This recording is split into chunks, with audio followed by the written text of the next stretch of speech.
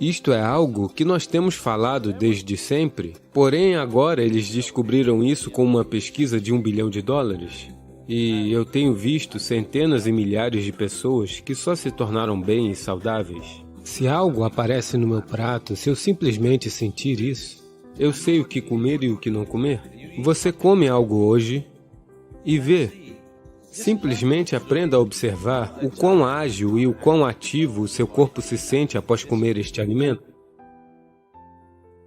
A coisa mais simples que no momento é moda no mundo é: se você vier ao nosso ashram, todas as pessoas lá que são imensamente ativas fisicamente, comem às 10 horas da manhã e às 7 horas da noite, 2 refeições.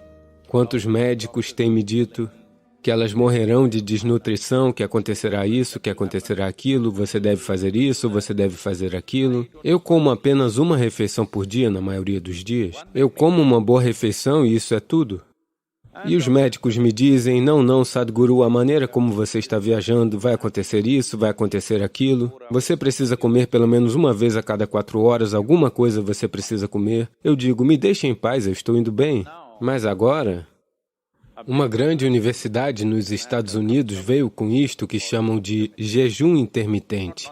Isso não é bobagem, é bom.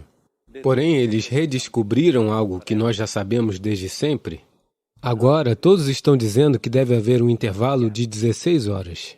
Aí então, todas as suas doenças desaparecerão? Mas que diabos, nós temos dito isso todos esses milhares de anos? Uma simples coisa é: existem muitos aspectos nisso, psicológicos, fisiológicos, mas agora o câncer está em ascensão no mundo. Uma célula cancerígena é como um criminoso na sociedade, todos nós temos em nossos corpos. Somente se elas se tornarem, se a concentração delas se tornar maior do que deveria ser, ou se elas se unirem e se posicionarem em um só lugar, elas se tornam como crime organizado.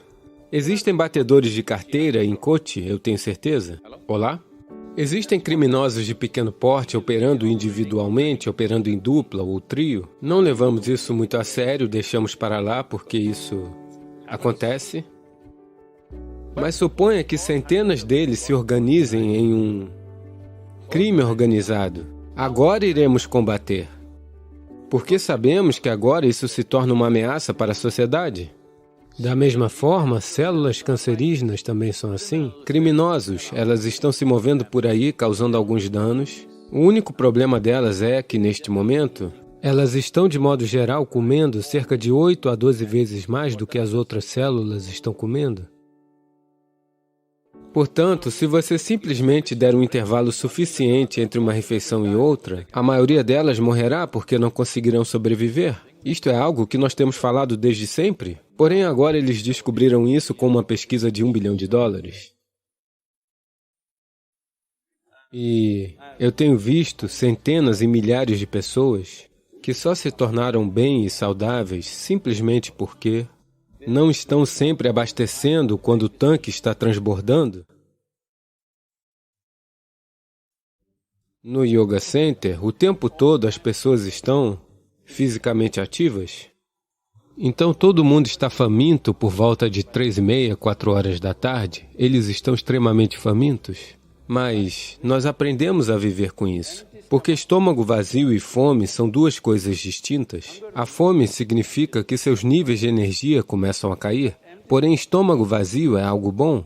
Nas ciências iógicas, hoje a ciência moderna também está se alinhando com isso. Mas o que nós sabemos por experiência própria, você gastará $1 bilhão para chegar lá.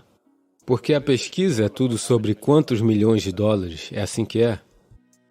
O seu corpo e o seu cérebro funcionam no seu melhor somente quando o seu estômago está vazio. Portanto, nós sempre nos certificamos de comermos de tal maneira, sempre que comermos, o nosso estômago deve sempre esvaziar-se dentro de 2 a 2h30, no máximo. Portanto, nós vamos para a cama com fome, sempre. As pessoas acham que elas não conseguem dormir, elas conseguem dormir.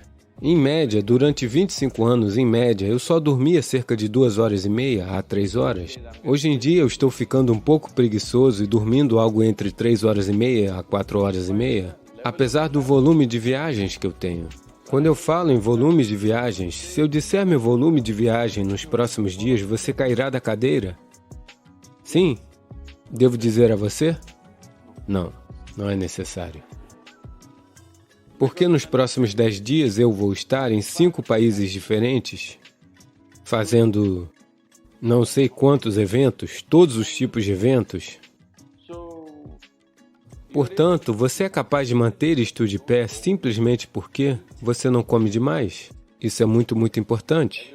Todo mundo come 2 refeições, eu geralmente só como uma refeição. Entre 4h30 e 5 da tarde, porque eu não gosto de me sentar em frente ao prato e me preocupar com quanto comer, eu gosto de comer bem.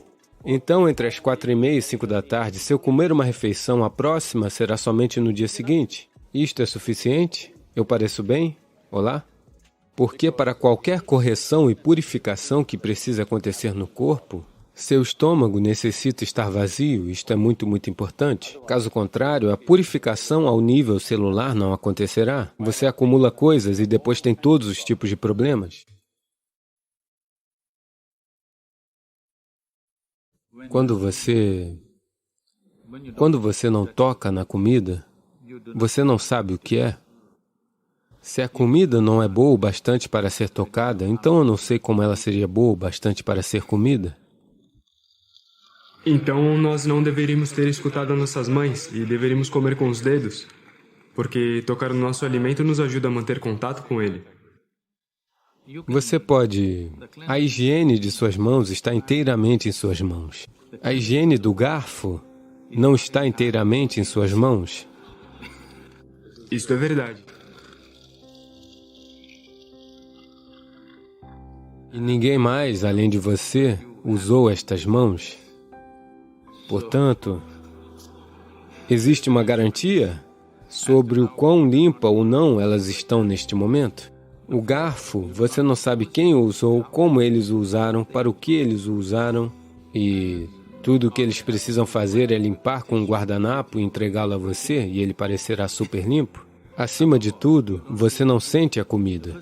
A primeira coisa que tem sido ensinada para nós é, se a comida aparecer na sua frente, mantenha suas mãos sobre o alimento por alguns instantes, só para sentir como o alimento está. Se algo aparece no meu prato, se eu simplesmente sentir aquilo, eu sei o que comer e o que não comer. O que eu não devo comer, eu não provo e depois rejeito, eu simplesmente não como, porque minhas mãos são o primeiro nível. Não provo no sentido de que a língua saboreia, mas eu conheço o alimento. A primeira coisa é conhecer os alimentos. Você quer conhecer uma pessoa, você vai dar um aperto de mãos? Eu normalmente evito isto, mas... Essa é uma boa estratégia. Mas a comida que irá se tornar uma parte de você, a primeira coisa são suas mãos, mesmo que você não a toque fisicamente, apenas estando consciente e estando ali, isso claramente lhe diz como o alimento vai se comportar dentro de você. Se este alimento em particular, neste dia em particular, se ele deve entrar em você ou não. Porque o seu corpo não é a mesma coisa todos os dias. A cada dia, a cada momento, ele é diferente. Se você sentir a comida, você simplesmente sabe se este alimento deve ir para dentro de você neste dia ou não. Se esse tanto de consciência for trazida, nós não temos que ir e dizer às pessoas o que elas devem comer. A cada refeição, elas devem decidir o que elas devem comer naquela refeição. Não existe uma prescrição que diga isto é o que você deve comer durante toda a sua vida. Isso faria se sentir muito claustrofóbico, eu só posso comer isso. Sua seleção de alimentos e consumo de alimentos também deve acontecer conscientemente. Mais do que o que você come, como você come é também igualmente importante. Quando eu digo como você come, estas são todas substâncias vivas. Cada uma delas tem uma vida própria, quer seja uma planta, um animal, um vegetal. Cada uma delas teve uma vida própria. Agora, de certa maneira, você está fazendo disso o seu alimento. Você os deve consumir com o máximo de gratidão. Se você se aproximar com um certo senso de gratidão e reverência para com o alimento que você come, quando eu digo reverência, isso pode soar demasiado para você, mas eu lhe pergunto, digamos que o coloquemos em um quarto e você não teve nada para comer por 5 dias. Se Deus aparecer na sua frente, o que você lhe pedirá? Comida? Portanto, isso é o quão importante ela é. Você deve compreender que a comida em seu prato não é apenas uma substância, não é um material, não é uma mercadoria, ela é vida. É o material que faz a vida para você. Portanto, você deve tratá-la como tal. Neste momento, quando está no prato, quando está lá longe, ela não tem valor, mas no momento em que você a consome e ela se torna a sua carne e o seu sangue, agora de repente ela é de enorme valor. Por que nós vivemos assim? É muito importante que quando ela chega no seu próprio prato, você deve tratá-la como uma parte de si mesmo. Com grande reverência, você deve consumir. A simples maneira pela qual você consome, se você mudar isso, a comida se comportará muito diferentemente dentro de você. Isso é o que consciência significa. Se as pessoas dizem, sua consciência não tem impacto em sua vida, somente as estruturas químicas têm impacto, eu sinto muito por elas, porque não é assim que a vida funciona. A consciência humana tem um íntimo e profundo impacto em tudo que nós tocamos, especialmente a comida, com a qual fazemos de uma outra vida uma parte de nós mesmos. Quando nós estamos fazendo um ato destes, é muito importante que nós tratemos isso com a máxima gratidão e reverência.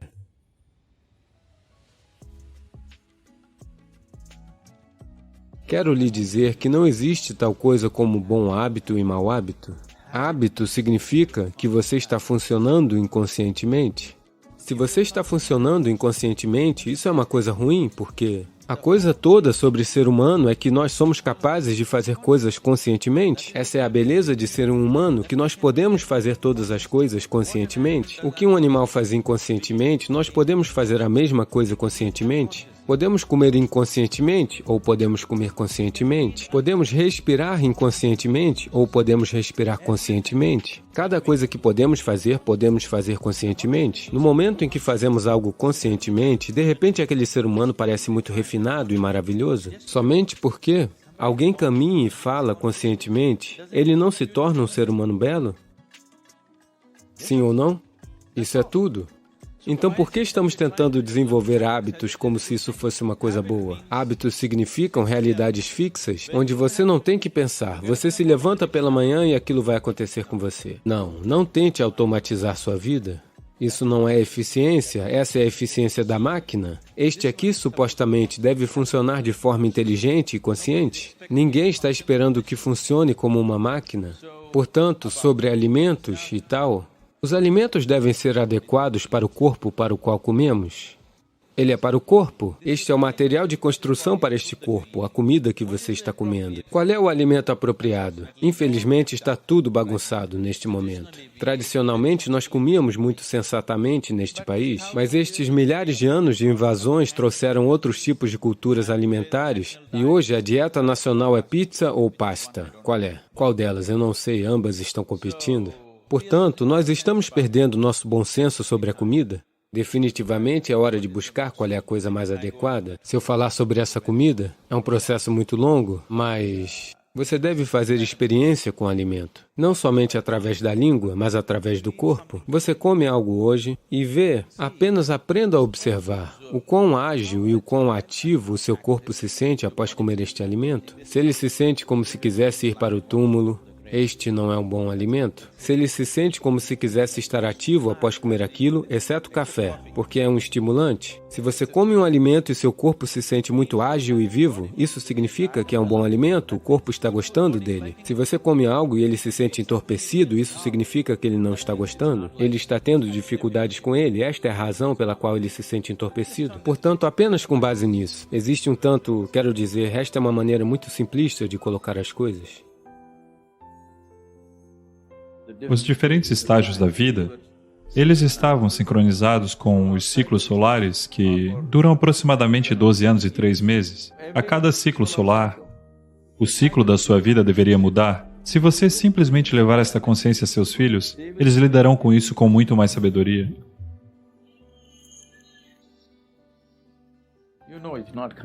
Você sabe, isso não acontece naturalmente. Não é uma opção.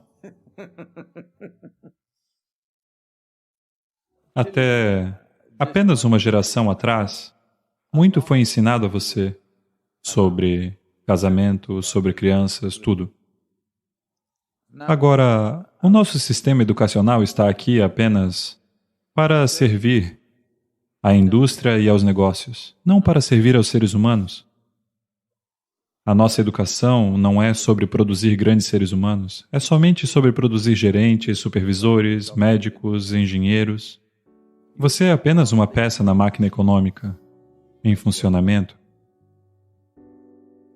Portanto, modificar o vasto sistema educacional amanhã de manhã está fora de questão. Mas você poderia mudá-lo para si mesmo e para os seus filhos, se você quiser.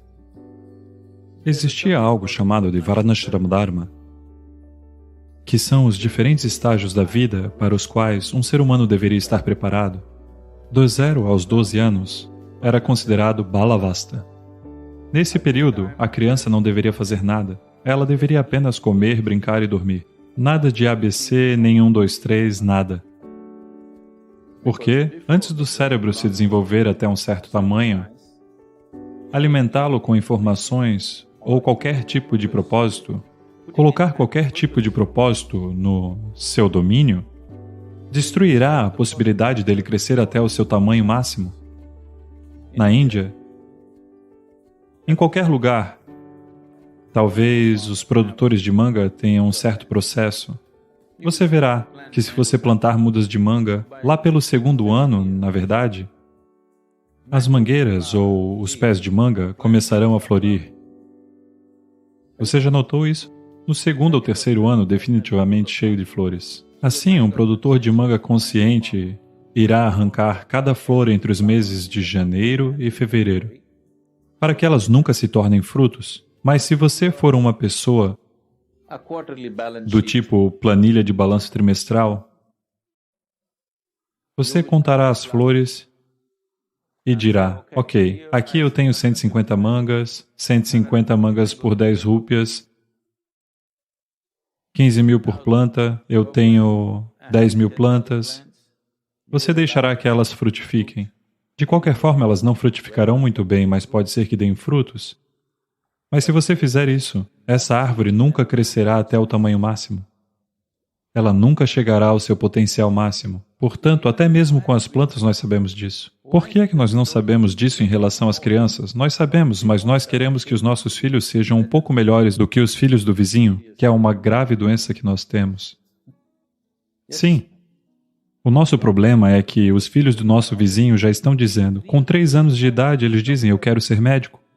Então isso significa que você quer que o mundo todo fique doente? Uma criança de 3 anos, se ela diz eu quero ser médico, todo mundo fica, o filho do meu vizinho ele quer ser médico. Ei, o que você quer ser quando crescer? Eu não sei. Ei, ao menos diga algo.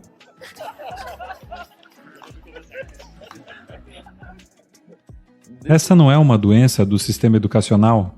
Essa é uma doença que tomou conta da sociedade. O sistema educacional está tentando providenciar isso.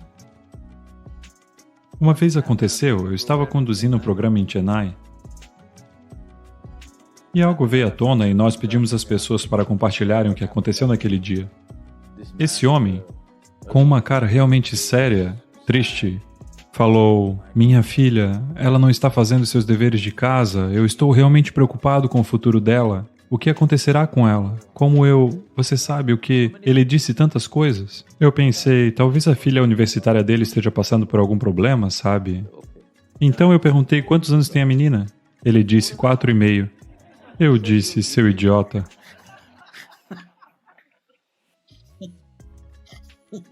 Em primeiro lugar, ela nem deveria estar indo à escola. E agora você está preocupado que ela não esteja fazendo a lição de casa, está preocupado com o futuro dela, que emprego ela conseguirá, quem irá casar com ela, sabe?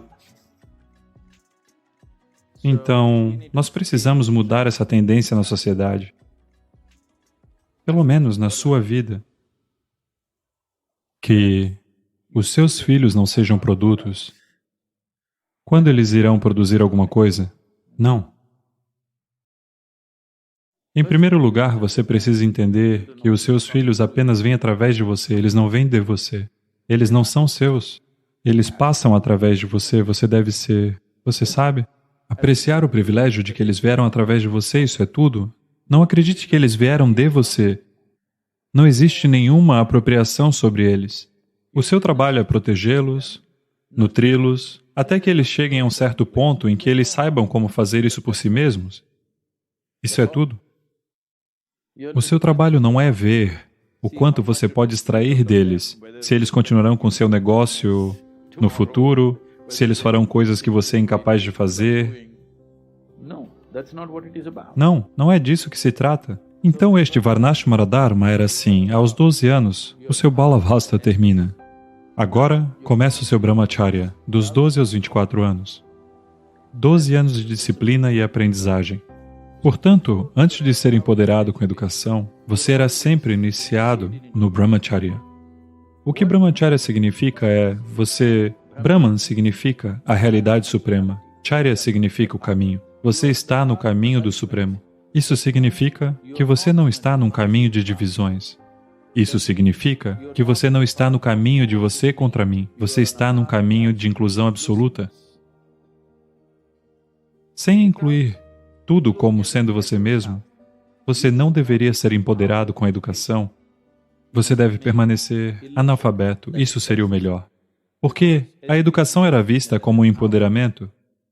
Se você for empoderado, de uma forma divisiva, que é o que nós temos feito com o mundo moderno, cada conhecimento científico e tecnologia que aparece, a primeira coisa é o uso militar. Por quê? A minha nação contra a sua nação.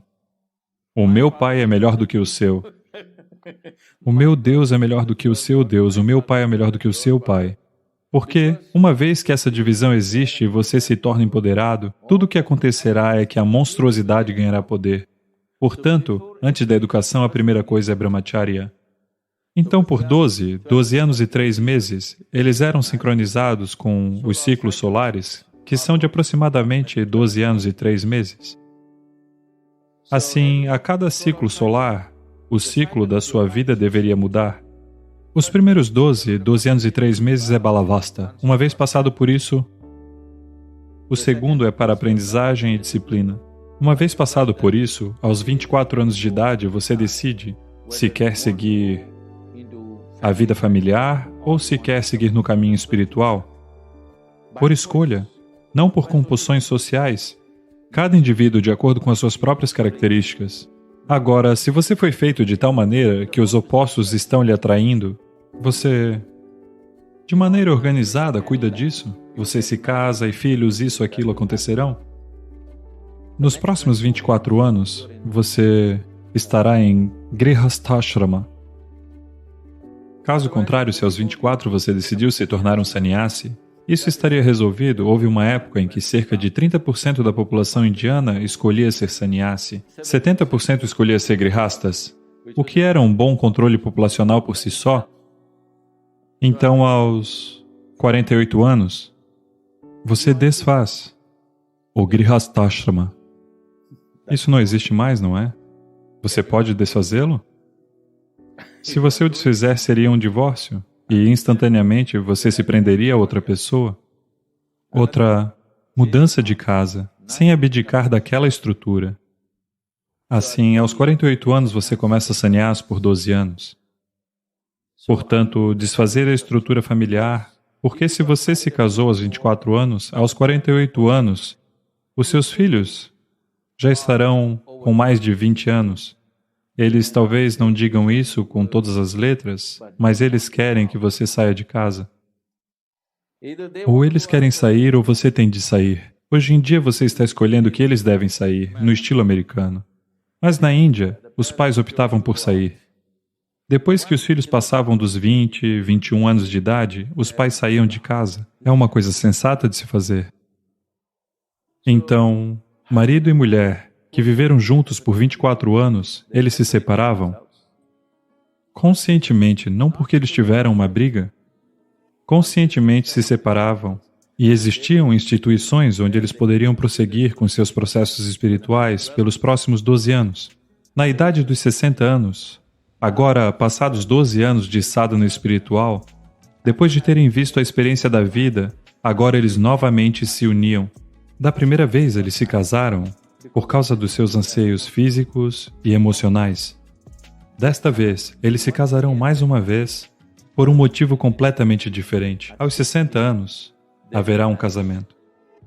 Hoje em dia, essa é a única coisa ainda que muita gente manteve, sabe? Eles moram juntos e se casam novamente. Não, só se você for embora por 12 anos e novamente voltar conscientemente. Na primeira vez, quando você se casou, você não estava consciente. Certas compulsões fizeram você se casar. Agora, você está conscientemente fazendo isso. Eles se juntavam e então iniciavam Vanaprastha. Não para morar com seus filhos ou netos, vê-los, abençoá-los e ir para a floresta e viver. A vida era organizada assim, que é uma maneira muito sábia de se fazer as coisas. Bem, você não pode agir exatamente assim hoje em dia, mas você deve estar consciente. Em diferentes estágios na vida, coisas diferentes deveriam ser importantes. Aos 60 anos, se as mesmas coisas que eram importantes para você aos 18 ainda são importantes agora, isso quer dizer que você simplesmente não está indo a lugar algum com sua vida, não é? As coisas têm que mudar. E você precisa tornar seus filhos conscientes, é assim que as coisas são. Se você simplesmente levar esta consciência aos seus filhos de que agora o que eles estão passando é apenas uma fase, não é tudo, eles conduzirão isso adequadamente. Mas porque naquele momento, quando a inteligência deles é raptada pelos hormônios, eles pensam, é isso. Se você apenas lhes disser, está tudo bem, eu também passei por isso, você também vai passar por isso, está tudo bem, é uma fase. Então essas são as diferentes fases da vida. Se desde muito jovens eles estiverem conscientes disso, eles lidarão com isso com muito mais sabedoria do que da maneira como eles estão lidando com isso hoje. As pessoas não serão compulsivas como elas são.